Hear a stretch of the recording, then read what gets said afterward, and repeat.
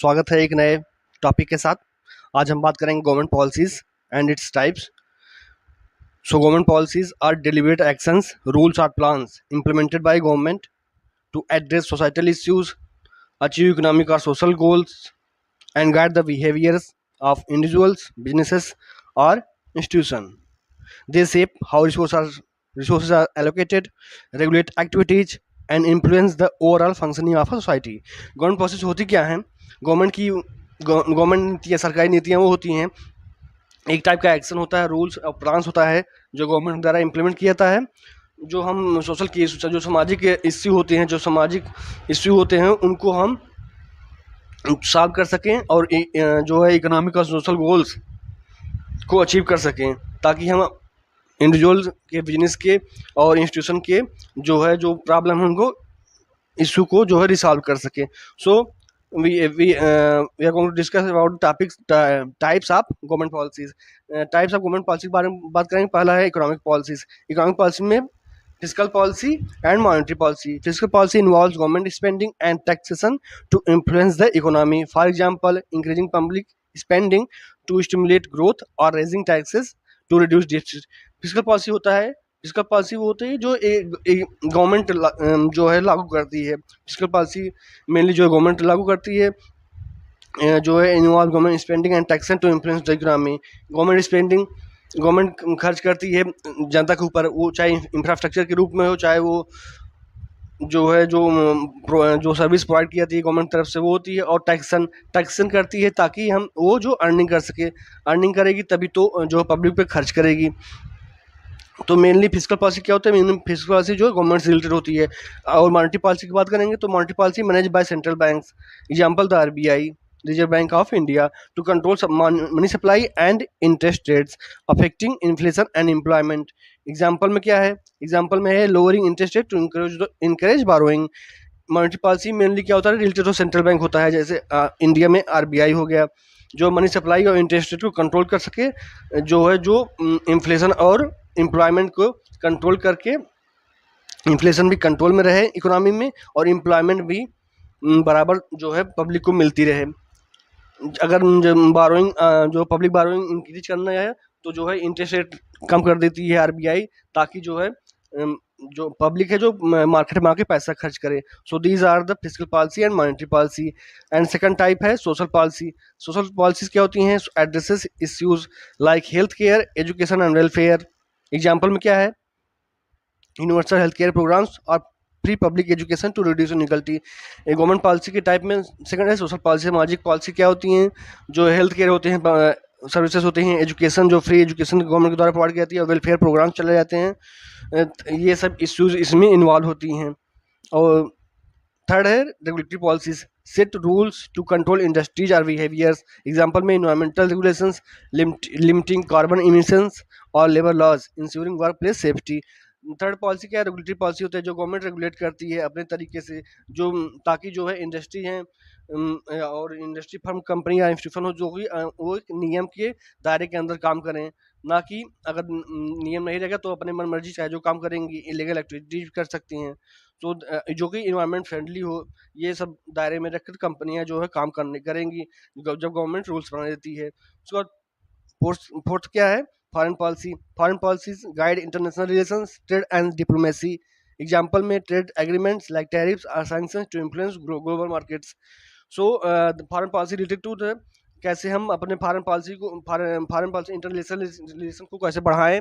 Country पे अलग अलग पॉलिसी होती हैं, और डिप्लोमेसी के जरिए जो है हम अपना रिलेशन बढ़ाते हैं, ताकि जो है हमारा जो है इम्पोर्ट कम हो और एक्सपोर्ट बढ़ा सके। हम कितना कितना अपने जो मेक इन इंडिया के तहत जो प्रोडक्ट बन रहे हैं उसको कैसे दूसरे कंट्री में हम एक्सपोर्ट कर सकें, और कैसे और कंट्री कैसे बढ़ा सकें। सो और जो है अगर जैसे लेटेस्ट में एग्जांपल चल रहा है, जैसे जो अमेरिका जो टैरिफ लगा रहा है, तो डिप्लोमेसी के जरिए, इंटरनेशनल रिलेशन के जरिए हम कैसे टैरिफ को कम करवा सकें, डिप्लोमेसी के जरिए कैसे टैरिफ कम करवा सकें, ताकि हमारे जो है एक्सपोर्ट जो हम कर पा रहे हैं, खादी प्रोडक्ट हो गया, ये सब जो होता है, और हेल्थ केयर प्रोडक्ट हो गया, मेडिकल इक्विपमेंट हो गई, जो हम एक्सपोर्ट करते हैं, उन पे कम से कम टैरिफ रहे, ताकि जो हमारे जो डोमेस्टिक मार्केट हो इन्फ्लुएंस ना हो, और डोमेस्टिक जो प्रोड्यूसर है उनको फ़ायदा हो सके। So these are the foreign policies and how policies are formed, policies बनती कैसी हैं। आइडेंटिफिकेशन ऑफ इश्यूज पहला है, identification of issues, government identify problems for public demand, economic data crisis, example में अनएम्प्लॉयमेंट पॉल्यूशन। पॉलिसीज बनती कैसी हैं, तो आइडेंटिफिकेशन जो इश्यूज होती हैं समाज में उनको आइडेंटिफाई करना गवर्नमेंट आइडेंटिफाई करती है पब्लिक डिमांड के द्वारा। इकोनॉमिक डेटा जो मंथली या मंथली आते हैं, जो वीकली आते हैं, ये गवर्नमेंट के जो ब्यूरोक्रेट्स उनको प्रोवाइड करते हैं। तो उस हिसाब से गवर्नमेंट जो है आइडेंटिफाई इश्यू करती है। एंड सेकंड है policy formulations, expert law makers और advisors draft solutions often involving research और पब्लिक कंसल्टेशन। पब्लिक पॉलिसी को फार्मुलेट किया जाता है, एक्सपर्ट फार्मूले वहाँ बैठते हैं, लॉ मेकर्स बैठते हैं, और जो बड़े ब्यूरोक्रेट्स होते हैं IAS IPS, वो सब जो है पॉलिसी फार्मुलेट करते हैं, ताकि हम रिसर्च करते हैं उसमें जो है, और जो है सब कंसल्ट करके उस पॉलिसी को फार्मुलेट करते हैं। एंड इम्प्लीमेंटेशन, अब आ गई लागू की बारी। जब पॉलिसी को सही से जांच परखा गया, उसके बाद इम्प्लीमेंटेशन की बारी आ गई। पॉलिसीज आर इनेक्टेड विया लेजिस्लेशन, एजुकेटिव ऑर्डर्स और रेगुलेशंस। पॉलिसी को इम्प्लीमेंट कैसे करें ताकि जो ये बेटर जो है इसका बेटर रिजल्ट आए, पब्लिक पे कोई नेगेटिव इफेक्ट ना हो। Evolution, government assess outcomes to refine और रिप्लेस पॉलिसीज। एग्जांपल में क्या है, measuring the impact of tax cut on economic growth. जैसे लेटेस्ट में देखिए जो GST रेट कट हुए थे, तो इवेल्यूएट करती है GST रेट के बाद, इवेल्यूएट करेंगे क्या है जो है पब्लिक पे इसका पॉजिटिव इफेक्ट है कि नहीं, जो GST रेट कट किए गए हैं। तभी गवर्नमेंट ने जो है स्ट्रिक्ट पॉलिसी रूल्स लाई है ताकि जो हमने GST रेट कट किया है, क्या ये अब जो पब्लिक है, जो आम जनता है, उनको फायदा मिल रहा है कि नहीं। So these are about the government policies and how policies and its types and how policies are formed. उसके बाद हम सेकंड टॉपिक की बात करेंगे, NITI Aayog. This is one of the also important topic. NITI Aayog are the national institution for transforming India, जे policy think tank of the government of India, established in 2015 to replace the planning commission. It aims to foster cooperative federalism, promote sustainable development, and formulate strategic policies for economic growth and social progress. NITI Aayog होता क्या है, NITI Aayog full form होता है national institution for transforming India. ये एक type का जो government of India के थिंक टैंक होती है, जो बड़े बड़े ब्यूरोक्रेट्स बैठते हैं, वो जो है एक प्रकार की पॉलिसी जो बनाने के लिए ये एक प्रकार का थिंक टैंक है। ये जो पहले प्लानिंग कमीशन था 2015 में 1 जनवरी, जो करंट गवर्नमेंट है प्राइम मिनिस्टर नरेंद्र मोदी के अंडर में इसको रिप्लेस किया गया, और जो है 1 जनवरी 2015 को। इसमें होता क्या है, इसका मेन उद्देश्य होता है कोऑपरेटिव फेडरलिज्म। जो हमारे हमारा देश इतना बड़ा है और कई राज्य हैं, कई यूनियन टेरिटरी हैं, तो उनको साथ में ले आकर कोई भी कन्फ्लिक्ट ना हो, उनके राय को जानकर उसी हिसाब से ये नीति आयोग काम करती है। अगर स्टेट बढ़ेगा, स्टेट की इकोनॉमी बढ़ेगी, तो ऑटोमेटिक है देश की इकोनॉमी बढ़ेगी ही। और सस्टेनेबल डेवलपमेंट, हम जो प्रेजेंट के साथ साथ फ्यूचर को भी ध्यान रखें, ताकि जो है फ्यूचर पे कोई इसका बैड इफेक्ट ना हो। So chaired by prime minister, it involves state governments and expert to drive innovation, monitor programme and provide data driven solution for national development. जैसे हमने बात की कि ये प्राइम मिनिस्टर चेयरमैन होते हैं इसके, और स्टेट गवर्नमेंट के जो CM इन्वॉल्व होते हैं, और यूनियन टेरिटरी के भी। इसमें इनोवेशन की बात होती है, नए नए रिसर्च एंड डेवलपमेंट कैसे हो सके, कैसे नई तकनीक आ सकें, कैसे नए प्रोडक्ट बन सकें, ताकि हम जो है अपने देश को आगे ले जा सकें। सो ये हो गया meaning of concept of NITI Aayog. अब हम बात करेंगे नीति आयोग प्ले द फॉलोइंग की रोल्स के बारे में। नीति आयोग क्या रोल प्ले करता है, policy formulation, design strategic long term policies and programs to drive economic growth and sustainable development. Policy formulation की बारी आ गई।